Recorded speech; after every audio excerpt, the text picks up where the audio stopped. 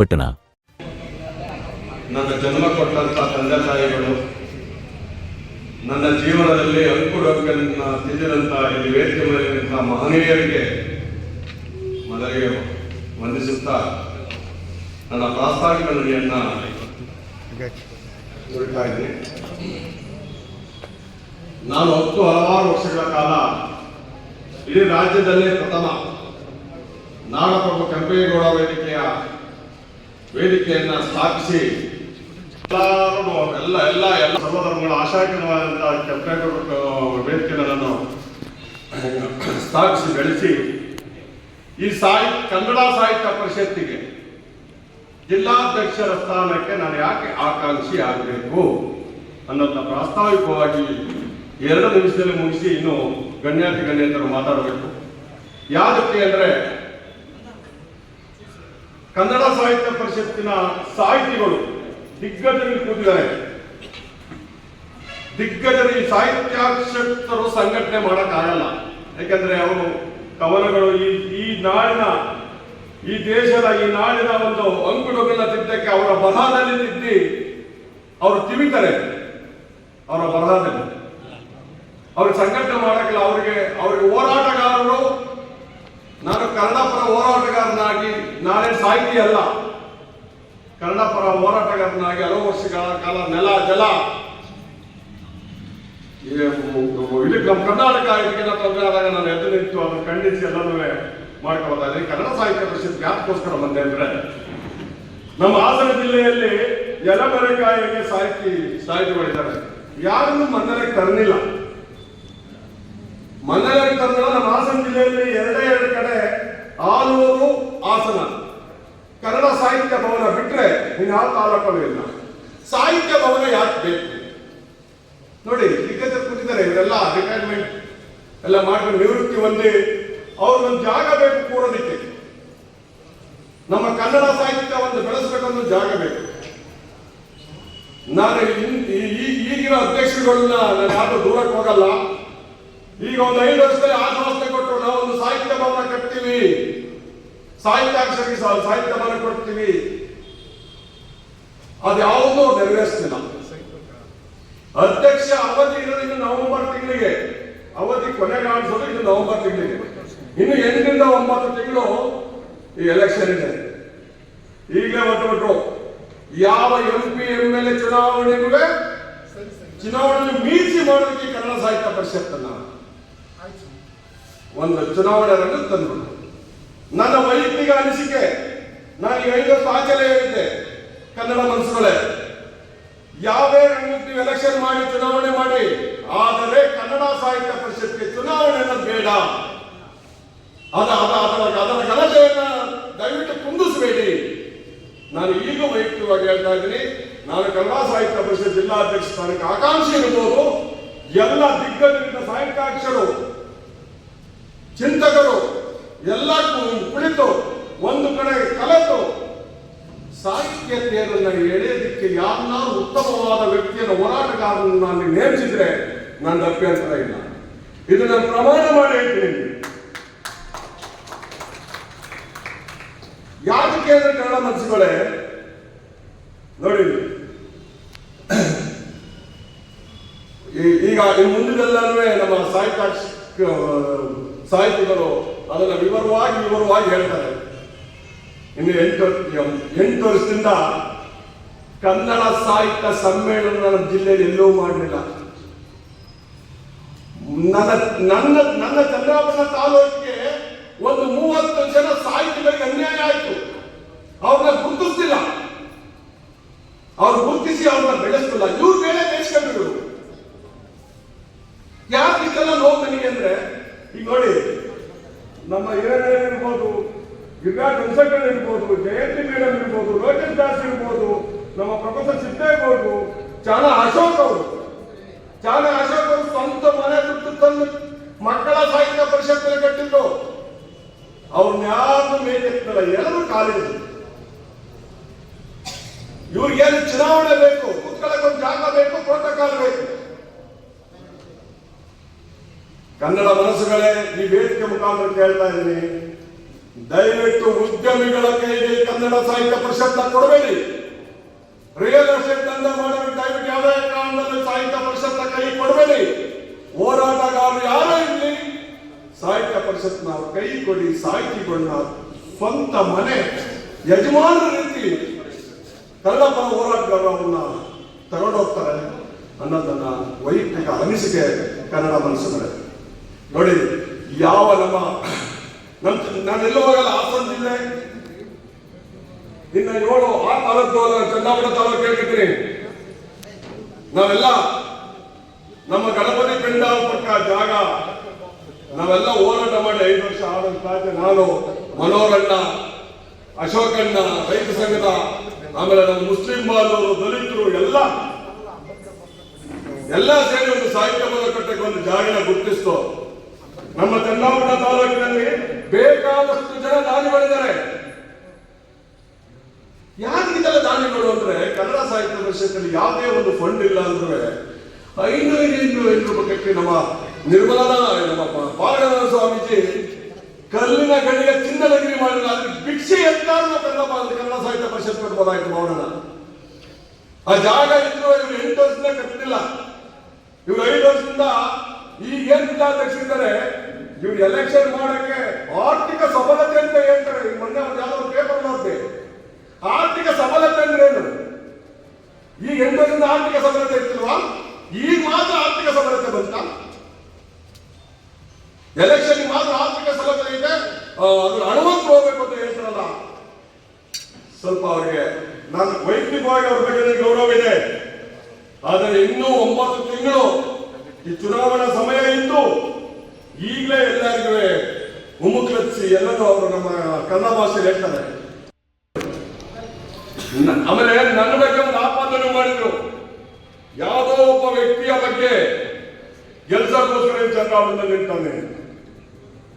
ಈ ಸಭೆಯ ಮುಖಾಂತರ ನಾನು ಘಂಟಾಘೋಷವಾಗಿ ಹೇಳ್ತಾ ಇದ್ದೀನಿ ಸ್ನೇಹಿತರೆ, ಕನ್ನಡ ಮನಸ್ಸುಗಳೇ, ನನಗೇನು ಅವಶ್ಯಕತೆ ಇಲ್ಲ. ನೀವು ಬಂದು ನನ್ನ ಮನೆಯ ನಂದೇನು ಡಿಕಾಳಲ್ಲಿ ಮನೆ ಇದೆ ಅಲ್ಲಿ ಬಂದು ನೋಡಿ. ನಾನು ಕನ್ನಡ ಮಯವಾಗಿಟ್ಟಿದ್ದೀನಿ ಎಲ್ಲವೇ.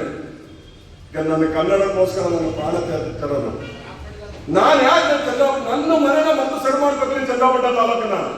ಆಮೇಲೆ ನಮ್ಮ ಹಾಸನ ಜಿಲ್ಲೆಯ ಬೇರೆ ತಾಲೂಕುಗಳಿಗೆ ಎಲೆಕ್ಷನ್ ಚುನಾವಣೆ ಸಮಯ ನಿಗದಿ ಆದಾಗ ಹೋಗ್ತೀನಿ. ನನಗೆ ನೀಟಾಗಿ ತಲೆ ಕೆಟ್ಟಿಲ್ಲ.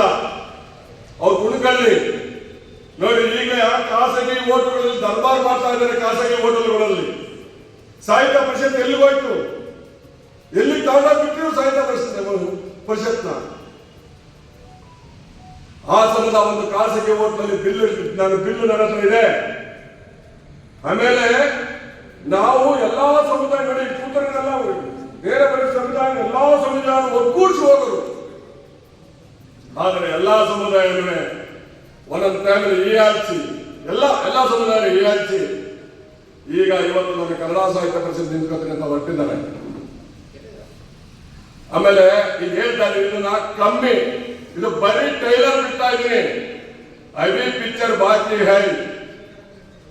ದಯವಿಟ್ಟು ಎಲ್ಲ ಕನ್ನಡ ಮನಸ್ಸುಗಳು, ಕನ್ನಡ ಹೋರಾಟಗಾರರಿಗೆ ತಮ್ಮ ಬೆಂಬಲವನ್ನು ನೀಡಿ ಈ ಚುನಾವಣೆ ನಾನು ನಿಮ್ಮ ಘಂಟಾಘೋಷವಾಗಿ ಹೇಳ್ತಾ ಇದ್ದೀನಿ. ಕೊನೆಯದಾಗಿ ಚುನಾವಣೆ ನಮ್ಗೆ ಅವಶ್ಯಕತೆ ಇಲ್ಲ. ಎಲ್ಲ ಹಿತಚಿಂತಕರು ಎಲ್ಲ ವಾಗ್ಮಿಗಳು ಕುಳಿತು ಒಬ್ಬ ಸಮಗ್ರವಾಗಿ ಒಬ್ಬ ಸದೃಢವಾದ ವ್ಯಕ್ತಿನ ಈ ಕನ್ನಡ ಪ್ರೇರಣೆಗೆ ಹೋರಾಟಗಾರನ ನೇಮಿಸೋದಾದ್ರೆ ನಾನು ನಿಮ್ಮ ಎದುರುಗಳ ಪ್ರಮಾಣವಾಗಿ ಹೇಳ್ತಾ ಇದ್ದರೆ ನನ್ನ ಅಭ್ಯರ್ಥಿ ಆಗಲ್ಲ ಅಂತ ಹೇಳಿ ನಿವೃತ್ತ ಪ್ರಾಂಶುಪಾಲರಾದ ಶ್ರೀಯುತ ಮೇಟಿಕೆರಿ ಹಿರಿಯಣ್ಣ ಸರ್ ಅವರು ಅಧ್ಯಕ್ಷತೆ ವಹಿಸ್ಕೋಬೇಕಂತೇಳಿ ಮನವಿ ಮಾಡಿಕೊಳ್ತೀನಿ. ದಯಮಾಡಿ ನಮ್ಮ ಆನಂದ್ ಕಾಳನಹಳ್ಳಿ ಸರ್ ಅವರು ಸ್ವಾಗತ ಕೋರುವುದರ ಮೂಲಕ ವೇದಿಕೆಗೆ ಕರೆತರಬೇಕಾಗಿ ಮನವಿ ಮಾಡಿಕೊಳ್ಳುತ್ತೇನೆ. ಹಾಗೆ ಈ ಪೂರ್ವಭಾವಿ ಸಭೆಗೆ ಆಗಮಿಸಿರುವ ಶ್ರೀಯುತ CN ಪುಟ್ಟಸ್ವಾಮಿ ಗೌಡರು, ಕರ್ನಾಟಕ ರಾಜ್ಯ ಮಾರಾಟ ಮಹಾಮಂಡಳಿ ನಿರ್ದೇಶಕರು, ದಯಮಾಡಿ ಇವರು ಕೂಡ ವೇದಿಕೆಗೆ ಆಗಮಿಸಬೇಕಾಗಿ ಕೋರಿಕೊಳ್ಳುತ್ತೇನೆ. ದಯಮಾಡಿ ಚಪ್ಪಾಳೆ ಮೂಲಕ ಆತ್ಮೀಯವಾದ ಸ್ವಾಗತ ಸುಸ್ವಾಗತವನ್ನು ಕೋರಬೇಕಾಗಿ ವಿನಂತಿ. ಹಾಗೆ ಈ ಕಾರ್ಯಕ್ರಮದಲ್ಲಿ ಉಪಸ್ಥಿತಿರುವ ಪ್ರೊಫೆಸರ್ ಸಿದ್ದೇಗೌಡ ಸರ್ ಅವರು ದಯಮಾಡಿ ಇವರು ಕೂಡ ವೇದಿಕೆಗೆ ಆಗಮಿಸಬೇಕಾಗಿ ವಿನಂತಿ ಮಾಡಿಕೊಳ್ಳುತ್ತೇನೆ. ಹಾಗೆ ಅಧ್ಯಕ್ಷರು TAPCMS ವೆಂಕಟೇಶಣ್ಣನವರು ದಯಮಾಡಿ ವೇದಿಕೆಗೆ ಆಗಮಿಸಬೇಕಾಗಿ ವಿನಂತಿ ಮಾಡಿಕೊಳ್ಳುತ್ತೇನೆ. ಹಾಗೆ ನಮ್ಮ ಚನ್ನರಾಯಪಟ್ಟಣದ ಹಿರಿಯ ಸಾಹಿತಿಗಳಾದ ಶ್ರೀಯುತ ಹೊನ್ನಶೆಟ್ಟಿಹಳ್ಳಿ ಗಿರಿರಾಜ ಸರ್ ಅವರು ಕೂಡ ವೇದಿಕೆಗೆ ಆಗಮಿಸಬೇಕಾಗಿ ಕೋರಿಕೊಳ್ಳುತ್ತೇನೆ. ಹಾಗೆ ಮಾಜಿ ಪುರಸಭಾ ಅಧ್ಯಕ್ಷರಾದ ಶ್ರೀಯುತ ನಾಗರಾಜಣ್ಣನವರು ದಯಮಾಡಿ ವೇದಿಕೆಗೆ ಆಗಮಿಸಬೇಕಾಗಿ ಮನವಿ ಮಾಡಿಕೊಳ್ಳುತ್ತೇನೆ. ಹಾಗೆ ಮಕ್ಕಳ ಸಾಹಿತ್ಯ ಪರಿಷತ್ತಿನ ರಾಜ್ಯ ಅಧ್ಯಕ್ಷರಾದ ಶ್ರೀಯುತ ಚಾನಾ ಅಶೋಕ್ ಸರ್ ಅವರು ಕೂಡ ವೇದಿಕೆಗೆ ಆಗಮಿಸಬೇಕಾಗಿ ವಿನಂತಿ. ಹಾಗೆ ಮಾಜಿ ಅಧ್ಯಕ್ಷರು ಹಾಲಿ ನಿರ್ದೇಶಕರು TAPCMS ಶ್ರೀಯುತ ರಮೇಶ್ ಕುಂಬರಳ್ಳಿ ಸರ್ ಅವರು ದಯಮಾಡಿ ವೇದಿಕೆಗೆ ಆಗಮಿಸಬೇಕಾಗಿ ವಿನಂತಿ. ಹಾಗೆ ಸಮಾಜ ಸೇವಕರಾದ ನಾಗರತ್ನಮ್ಮ ಅವರು ಕೂಡ ವೇದಿಕೆಗೆ ಆಗಮಿಸಬೇಕಾಗಿ ವಿನಂತಿ. ಹಾಗೆ ಶ್ರೀಮತಿ ಜಯಂತಿ ಮೇಡಮ್ ಕೇಂದ್ರ ಸಾಹಿತ್ಯ ಪರಿಷತ್ತಿನ ಮುಖ್ಯಸ್ಥರು ದಯಮಾಡಿ ವೇದಿಕೆಗೆ ಆಗಮಿಸಬೇಕಾಗಿ ವಿನಂತಿ. ಹಾಗೆ ರೈತ ಸಂಘದ ಉಪಾಧ್ಯಕ್ಷರಾದ ಶ್ರೀಮತಿ ಪ್ರೇಮಮ್ಮ ದಯಮಾಡಿ ವೇದಿಕೆಗೆ ಆಗಮಿಸಬೇಕಾಗಿ ಮನವಿ ಮಾಡಿಕೊಳ್ಳುತ್ತೇನೆ. ಹಾಗೆ ಲೋಕೇಶ್ ಸರ್ ಅವರು ದಯಮಾಡಿ ಲೋಕೇಶ್ ದಾಸ್ ಸರ್ ಅವರು ದಯಮಾಡಿ ವೇದಿಕೆಗೆ ಆಗಮಿಸಬೇಕಾಗಿ ಮನವಿ ಮಾಡಿಕೊಳ್ಳುತ್ತೇನೆ. ಹಾಗೆ ತುರಿ ಮಂಜಪ್ಪ ಅಧ್ಯಕ್ಷರು ಆಟೋ ಚಾಲಕರ ಸಂಘ ಇವರು ಕೂಡ ವೇದಿಕೆಗೆ ಆಗಮಿಸಬೇಕಾಗಿ ವಿನಂತಿ. ಹಾಗೆ ರಾಮು ಮತ್ತು ಫರ್ಬೀಸ್ ಇವರು ಕೂಡ ವೇದಿಕೆಗೆ ಆಗಮಿಸಬೇಕಾಗಿ ಮನವಿ ಮಾಡಿಕೊಳ್ಳುತ್ತೇನೆ. ಹಾಗೆ ಬೆಳಗಲಿ ಕೆಂಪಯ್ಯ ದಯಮಾಡಿ ವೇದಿಕೆಗೆ ಆಗಮಿಸಬೇಕಾಗಿ ಮನವಿ ಮಾಡಿಕೊಳ್ಳುತ್ತೇನೆ. ಹಾಗೆ ನಮ್ಮ ನವೋದಯ ವಿದ್ಯಾಸಂಘದ ಅಧ್ಯಕ್ಷರಾದ ಶ್ರೀಯುತ CG ಮಂಜುನಾಥ್ ಸರ್ ಅವರು ಕೂಡ ವೇದಿಕೆಗೆ ಆಗಮಿಸಬೇಕಾಗಿ ಮನವಿ ಮಾಡಿಕೊಳ್ಳುತ್ತೇನೆ. ಹಾಗೆ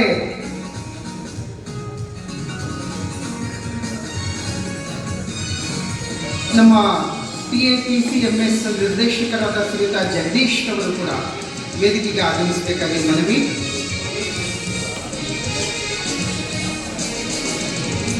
ನಮ್ಮ ಅಪ್ಪು ಅವರು ಕೂಡ ವೇದಿಕೆಗೆ ಆಗಮಿಸಬೇಕಾಗಿ ವಿನಂತಿ.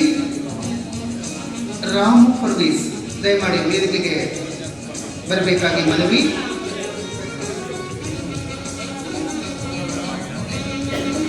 ಕಮಾಂಡರ್ಸ್ ವೆಂಕಟೇಶಣ್ಣನವರು ದಯಮಾಡಿ ವೇದಿಕೆಗೆ ಆಗಮಿಸಬೇಕಾಗಿ ವಿನಂತಿ.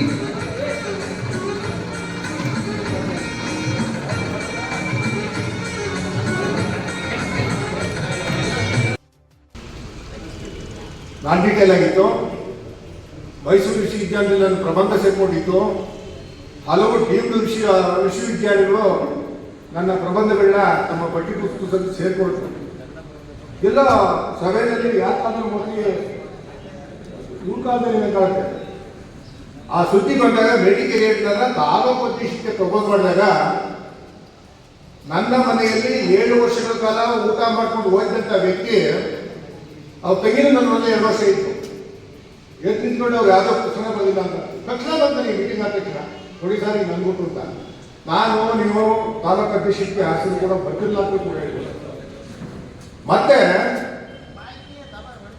ಅಧ್ಯಕ್ಷತೆ ಆಯ್ತು.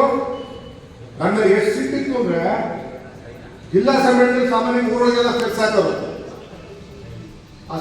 ಒಂದು ಇದ್ರ ಮುಂದಗಡೆ ಬಂದು ಫ್ಲೆಕ್ಸ್ ಹಾಕಿದ್ದಾರೆ. ಆ ಫ್ಲೆಕ್ಸು ಹಾಕಿದಂತೆ ಏನು ಮಾಡಿದೆ, ನಾನು ಆಕಾಶವಾಣಿ ಸಂದರ್ಶನ ಇತ್ತು. ನಾನು ಆಟೋಲ್ಲಿ ಕುತ್ಕೊಂಡು ಹೋಗ್ತಾಯಿದ್ದೆ. ಆಟೋ ಡ್ರೈವರ್ಗೆ ಇದು ಯಾರು ನೋಡಪ್ಪ ಅಂದೆ. ನಿನಗೇನು ಗೊತ್ತಾ ಅಂದೆ. ಇಲ್ಲ ಸರ್ ಗೊತ್ತಿಲ್ಲ ಅಂತ. ಆಕಾಶವಾಣಿ ನಿಲ್ಲಿಸ್ತಾ ಯಾರು ಹುಚ್ಕೊಂಡೆ ಕಟ್ತಾರ ಅಂದೆ. ಆಕಾಶವಾಣಿ ನಿಲ್ಲಿಸಿದಾಗ ಸರ್ ನಿಮ್ಮಂಗೆ ಕಟ್ಟಿದ್ರು ಸರ್ ಅವರು ಅಂತ. ಯಾರು ಆಟೋ ಡ್ರೈವರು ಒಂದೇ ಒಂದು ಫ್ಲೆಕ್ಸು. ಆದರೆ ಈ ತಾಲೂಕಿನ ವ್ಯಕ್ತಿಯಾಗಿ ನಾನು ಚಂದ್ರಾಪುರದ ಕನ್ನಡ ಸಂಘ ಪರಿಷತ್ತು ಒಂದೇ ಒಂದು ಫ್ಲೆಕ್ಸನ್ನ ಇಲ್ಲೆಲ್ಲರೂ ಒಂದು ಕಡೆ ಬಂದು ಇನ್ಸ್ಟಾಲ್ ಮಾಡಿದ್ರು. ನಾನಲ್ಲಿ ಅಧ್ಯಕ್ಷತೆ ವಹಿಸ್ಕೊಂಡು ಯಾವ ಮಟ್ಟ ಪರಿಸ್ಥಿತಿ ಬಂದಿತ್ತು ಪರಿಷತ್ ಅಂತಂದ್ರೆ ಒಬ್ಬರ ಹತ್ರ ಲಕ್ಷಾಂತರ ರೂಪಾಯಿ ದುಡ್ಡುಗಳು ವಸೂಲು ಮಾಡಿ ಅಧ್ಯಕ್ಷತೆ ಮಾಡಿದ್ದಾರೆ. ಲಕ್ಷಗಳೇ ಗಟ್ಟಲೆ ದುಡ್ಡು ವಸೂಲು ಮಾಡಿರೋದು. ಈ ತಾಲೂಕಲ್ಲಿ ಈ ತಾಲೂಕಿನವರು ಅಲ್ಲದವ್ರು ಎದುರು ಮಾಡಿದ್ದಾರೆ. ಯಾವುದೋ ಕಾಲದಲ್ಲಿ ಒಂದು 200 ವರ್ಷ ನಿಂತಿದ್ದಂಥವ್ರು ಈಗ ಅಮಲು ಮಾಡಬೇಕಾಗತ್ತೆ ಅಂತ ಆ ಶಿವಮೊಗ್ಗದಲ್ಲಿ ಕರ್ಕೊಂಡ್ಬಂದ್ರು. ಮತ್ತೊಬ್ರು ಪಾಪ ಅವ್ರಿಗೆ ಒಳ್ಳೆ ಸಾಹಿತ್ಯ ಅವರು ರಸಿಕರಲ್ಲಿ ಯಾರು ಅಲ್ಲಿ ಮಾಡ್ಬೋದಾಯ್ತು. ನನ್ನ ಮನೇಲಿ ಇದ್ದರೆ ವಾದ ಮಾಡಿ ಅವ್ರು ಇದೇ ತಾಲೂಕು ಅಂತ ಹೇಳಿ ಅವ್ರಿಗೆ ಸನ್ಮಾನ ಮಾಡಿದ್ರು. ಇದು ಬಹುಶಃ ಕನ್ನಡ ಸಾಹಿತ್ಯ ಪರಿಷತ್ ಮಾಡೋಂಥ ರಾಜಕೀಯನ ರಾಜಕೀಯ ಪಕ್ಷಗಳು ಕೂಡ ಮಾಡೋದಂತ ಈಗ ಪೈಪೋಟಿ ಇದೆ. ನನಗೆ ಕಂಡಂತೆ ಸುಮಾರು 4 ಗುಂಪುಗಳು ನಾಲ್ಕೊಂಡಿದೆ. ಯಾಕೆಂದ್ರೆ ನಾವು ಹೋದ ಸಾರಿ ಒಂದು 7 ಜನ ಕಿರಿಬೇಕಾದ್ರೆ ಕೆಲಸ ಮಾಡಿದ್ದು. ಭೀಮ ವಿಷಯದಲ್ಲಿ ಒಂದು ಲೆಕ್ಕ ಬಂತು, ಇವ್ರೇನು ಕೆಲಸ ಮಾಡ್ತಾ ಇಲ್ಲ, ಈ ಕಿಂಗ್ ಮೇಕರ್ ಆದವರು ಸ್ವಲ್ಪ ಇವರಿಗೆ ಬುದ್ಧಿ ಹೇಳ್ಬಾರ್ದು ಅಂತ ನಾನು ತಕ್ಷಣ ಪ್ರತಿಕ್ರಿಯಿಸಿದೆ. ನಾನು ಸಂಪಾದಕರು ಬರದೆ, ಸಂಪಾದಕರೇ ನೀವು ಕೃಷಿ ಕುಟುಂಬದಲ್ಲಿ ಬಂದಿರಾ, ಕೃಷಿ ಕುಟುಂಬಕ್ಕೆ ಎತ್ಕೊಳ್ಬೇಕು. ನಾವು ಜಾತ್ರೆಗೆ ಹೋಗ್ತೀವಿ, ಒಳ್ಳೆ ನಿಲ್ಲಿದೆ ಎತ್ತಿಗೆ ಬೇಸಾಯಕ್ಕೆ ಬರ್ತೈತೆ ಎತ್ಕೊಳ್ತೀವಿ. ಇಲ್ಲಿ ಗಾಡಿ ಕಣ್ಣಿಗೆ ಕಟ್ಟ ನಾವೇನು ಮಾಡೋದು ಅಂತ ಹೇಳಿದ್ದೇನೆ, ಬರ್ತೀನಿ ಅದನ್ನು.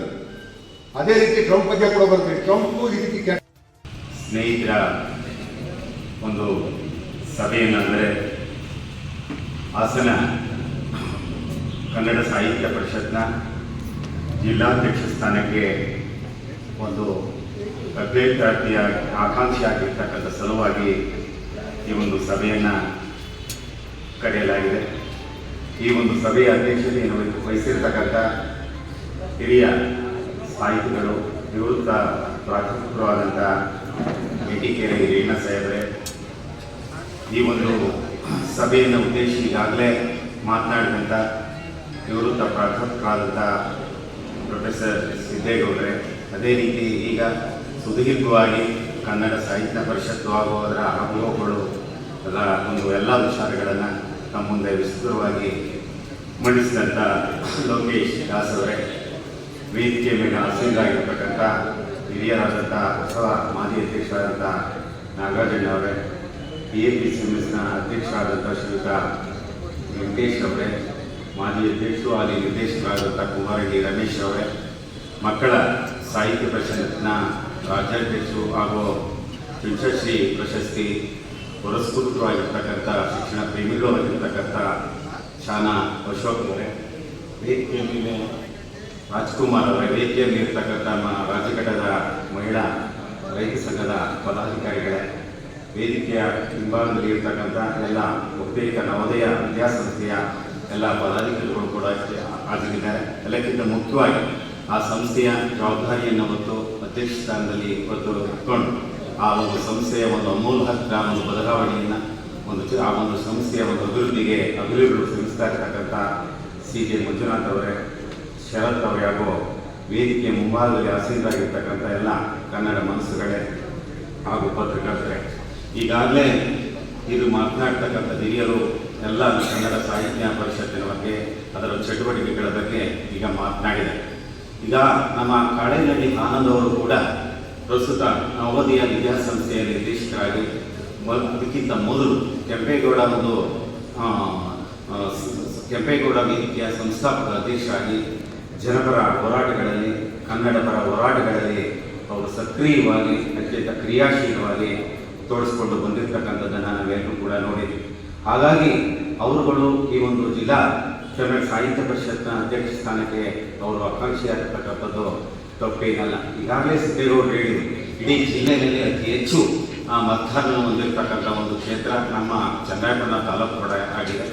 ಆನಂದ್ ಅವರು ಸೇರಿದಾಗಿ ಇನ್ನೂ ಹಲವಾರು ಜನ ಆಕಾಂಕ್ಷಿಗಳಿದ್ದಾರೆ.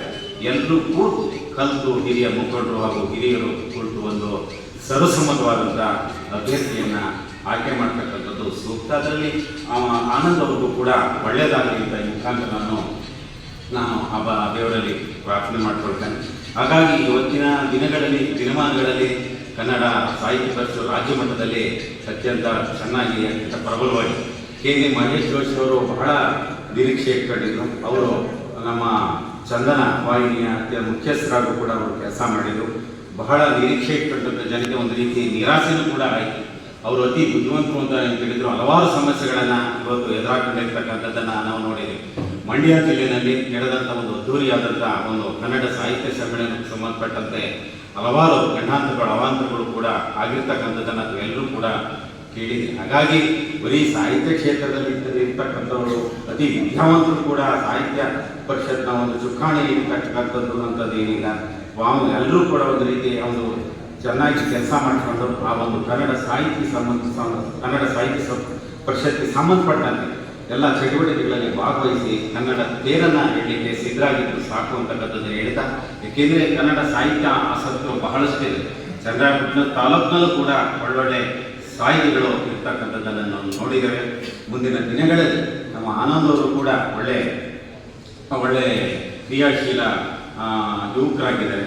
ಏಕೆಂದರೆ ನಾವು ಕೂಡ ನೋಡ್ತಾ ಇದ್ದೀವಿ ಅದ್ರ ಬಗ್ಗೆ ಬೇರೆ ಬೇರೆ ರೀತಿಯಲ್ಲಿ ವ್ಯಾಖ್ಯಾನ ಮಾಡ್ತಾರೆ. ಅದು ಕೂಡ ಎಲ್ಲಾಗಲಿ ಎತ್ತರಾಗಲಿ ನಾಡು ನುಡಿ ಜಲ ಭಾಷೆ ಎಲ್ಲ ವಿಚಾರಗಳು ಬಂದಾಗ ಅವರು ಪರವಾಗಿ ನಿಂತು ಹೋರಾಟ ಮಾಡ್ತಕ್ಕಂಥ ಒಂದು ಸ್ವಭಾವವನ್ನು ಮೈಗೂಡಿಸ್ಕೊಂಡಿದ್ದಾರೆ. ಮುಂದಿನ ದಿನಗಳಲ್ಲಿ ಇವರೆಲ್ಲರೂ ಕೂಡ ಒಳ್ಳೆಯದಾಗಲಿ ಅಂತಕ್ಕಂಥದ್ದನ್ನು ಈ ಸಂದರ್ಭದಲ್ಲಿ ಒಂದು ಮಾತನಾಡಲಿಕ್ಕೆ ಅವಕಾಶ ಕೊಟ್ಟಂಥ ಅವರ ಒಂದು ಹಿತೈಷಿ ಮತ್ತು ಅಭಿಮಾನಿಗಳಿಗೆ ನಾನು ವಂದಿಸಿ ನನ್ನ ಮಾತುಗಳನ್ನು ಮುಗಿಸ್ತೇನೆ. ಜೈ ಹಿಂದ್, ಜೈ ಕರ್ನಾಟಕ. ಕುಮಾರಿ ರಮೇಶ್ ಅವರೇ, ವೆಂಕಟೇಶ್ ಅವರೇ, ಸಿದ್ದೇಗೌಡ್ರೆ, ನಾಗರಾಜ್ ಅವರೇ, ನಂತರ ಅಶೋಕ್ ಅವರೇ, ಮತ್ತು 70ಕ್ಕಿಂತ ಹೆಚ್ಚು ಪುಸ್ತಕ ಬರೆದಂಥ ನಮ್ಮ ಮನುಷ್ಯಕಿ ಗಿರಿರಾಜ್ ಅವರೇ, ರೈತ ಸಂಘ ಮೇಡಮ್ ಇದ್ದಾರೆ, ಜಯಂತಿ ಮೇಡಮ್ ಇದ್ದಾರೆ, ಮತ್ತು ದಾಸರು ಕೂಡ ಇದ್ದಾರೆ. ನಂತರ ಮಂಜಣ್ಣ ಅಧ್ಯಕ್ಷರು ಮಾಡ್ತೀವಿ. ಮತ್ತು ಇನ್ನೂ ಭಾಳಷ್ಟು ಜನ ಇದ್ದಾರೆ. ಸಭಿಕರೇ, ಪತ್ರಿಕಾಕರ್ತರೆ, ನಾನೊಂದಿಷ್ಟು ಪರಿಷತ್ತಿನ ಉಚ್ಚಾಯ ಸ್ಥಿತಿ ಹಾಗೆಯೇ ಪರಿಷತ್ತಿನ ಅಧೋಗತಿ, ಹಾಸನ ಜಿಲ್ಲೆಯ ಕನ್ನಡ ಸಾಹಿತ್ಯ ಪರಿಷತ್ತು ಹಾಗೆಯೇ ಚನ್ನಪಟ್ಟಣದ ಸಾಹಿತ್ಯ ಪರಿಷತ್ ಬಗ್ಗೆ ಹೇಳಿ ನಂತರ ಸ್ವಲ್ಪ ಗಟ್ಟಿಯಾದಂಥ ವ್ಯಕ್ತಿ ಆನಂದ್ ಅವ್ರ ಬಗ್ಗೆ ನಾನು ಮಾತನಾಡಬೇಕಾಗುತ್ತೆ. ನಾನು ವಿದ್ಯಾರ್ಥಿ ಜೀವನದಲ್ಲೇ ಕನ್ನಡ ಸಾಹಿತ್ಯ ಪರಿಷತ್ತಿನ ಸದಸ್ಯ ಇದ್ದರೂ ಕೂಡ ಜಿ ನಾರಾಯಣ ಅವರು ನನಗೆ ತುಂಬ ಆತ್ಮೀಯ. ನಾಗೇಗೌಡ ಎಚ್ ಎನ್ ನಾಗೇಗೌಡ ತುಂಬ ಆತ್ಮೀಯ. ಅಲ್ಲೊಂದು ಪ್ರಾಜೆಕ್ಟ್ ಇತ್ತು, ಹೊರಗೆ ಕೆಲಸ ಮಾಡ್ತಾ ಇದ್ದಾರೆ. ಜಿ ನಾರಾಯಣ ಹಲವು ದಶಕಗಳ ಕಾಲ ಪರಿಷತ್ತಿನ ಅಧ್ಯಕ್ಷರಾಗಿದ್ದರು. ಅವರು ಎಷ್ಟು ಸರಳವಾಗಿದ್ದರು ಅನ್ನೋದ್ರ ಬಗ್ಗೆ ಒಂದು ಮಾತು ಹೇಳಿ ನಾವು ಮುಂದಕ್ಕೆ ಬರ್ತೀವಿ. ಪರಿಷತ್ತಿನ ಉದ್ದೇಶ ನಾಡು ನುಡಿಗಾಗಿ ಶ್ರಮಿಸುವುದು, ಸುಲಭ ಆವೃತ್ತಿಯ ಅಂದರೆ ಕಡಿಮೆ ಬೆಲೆಯ ವಿಜ್ಞಾನ ಪುಸ್ತಕಗಳನ್ನು ಪ್ರಕಟಿಸೋದು ಮೊದಲು ಪ್ರಾರಂಭದಲ್ಲಾಗಿತ್ತು. ಏಕೆಂದರೆ ನಮ್ಮಲ್ಲಿ ಮೂಢನಂಬಿಕೆಗಳು ಜಾಸ್ತಿ ಇತ್ತು. ಆ ಒಂದು ಕಾರಣದಿಂದ ಎರಡು ವಿಚಾರಗಳನ್ನು ಮುಖ್ಯವಾಗಿ ಇಟ್ಕೊಂಡಿದ್ವಿ. ಅಷ್ಟೊಂದು ಸರಳವಾಗಿದ್ದಂಥ ಪರಿಷತ್ತು ಹೋದ ಸಾಲಿನಲ್ಲಿ ಜೋಶಿಯವರು ಸೆಲೆಕ್ಟ್ ಆಗ್ತಾರೆ. ಅಲ್ಲಿ ಒಂದು ಕೂಡ CC ಕ್ಯಾಮ್ರಾ ಹಿಂದಿರಲಿಲ್ಲ. ಕನ್ನಡ ಸಾಹಿತ್ಯ ಪರಿಷತ್ಗೆ 68 CC ಕ್ಯಾಮ್ರಾ ಅಳವಡಿಸ್ಕೊಂಡ್ರು. ಅವನ್ನ ಶೇವರ್ಡಿಗೆ ಹೋಗ್ಬೇಕಾದ್ರೆ ಪರ್ಮಿಷನ್ ತಗೊಂಡು ಹೋಗ್ಬೇಕಾಗಿತ್ತು. ನಾವೆಲ್ಲ ಜಿ ನಾರಾಯಣ ಇದ್ದಾಗ ಸುಮ್ಮನೆ ಹೋಗ್ತಾ ಇತ್ತು. ನಮ್ಮನ್ನು ಕೂರಿಸೋರು ಆ ಪ್ರಾಜೆಕ್ಟ್ ಇದ್ದಾಗ ನಾನು ವಿದ್ಯಾರ್ಥಿ ಜೀವನದಲ್ಲೇ ಬರವಣಿಗೆ ಪ್ರಾರಂಭ ಮಾಡಿದೆ. ನಾನು ಎಲ್ಲೇ ಅಧ್ಯಯನ ಮಾಡಬೇಕಂತ ಪುಸ್ತಕ ಹೋದ ಸಾಲಿನಲ್ಲಿ ಬೆಂಗಳೂರು ವಿಶ್ವವಿದ್ಯಾಲಯದ ಕಂಪ್ಯೂಟರ್ ಸೈನ್ಸ್ ವಿದ್ಯಾರ್ಥಿಗಳ ಕನ್ನಡ ಪುಸ್ತಕದಲ್ಲಿ ಪಠ್ಯದ ಭಾಗವಾಗಿತ್ತು. ಅಷ್ಟೊಂದು ವಿಶ್ವಾಸ ನಮಗೆ ಕಾಣೋದು. ಈಗ ಪ್ರೊಫೆಸರ್ ಮಂಜುರಾಜ್ ಅರಸ್, ಹಾಗೆಯೇ ಪ್ರೊಫೆಸರ್ ಸಿದ್ದರಾಮಯ್ಯ, ನೂರಾರು ಜನ, ಸಾವಿರಾರು ಜನ. ನಾನು ಕೂಡ ಮಂಡ್ಯ, ಶಿವಮೊಗ್ಗ, ಬೆಂಗಳೂರು ಸಮ್ಮೇಳನದಲ್ಲಿ ಪಾಲ್ಗೊಂಡು ಭಾಷಣ ಕೂಡ ಮಾಡಿದ್ದೆ. ಹಾಸನದಲ್ಲಿ ನನ್ನ ನೇತೃತ್ವದಲ್ಲೇ ಜೋಶಿ ವಿರುದ್ಧ ಒಂದು ದೊಡ್ಡ ಆಂದೋಲನ ಮಾಡಿದವರು. ಅದ್ರ ಖರ್ಚೆಲ್ಲ ನಂದೇ. ಈ ಕನ್ನಡ ಸಾಹಿತ್ಯ ಪರಿಷತ್ ವಿಚಾರ ಜಿಲ್ಲೆಗೂ ಕೂಡ ಹೇಳ್ತೀನಿ. ನಾನು ದ್ವಾರಲೈನರು ನನಗೆ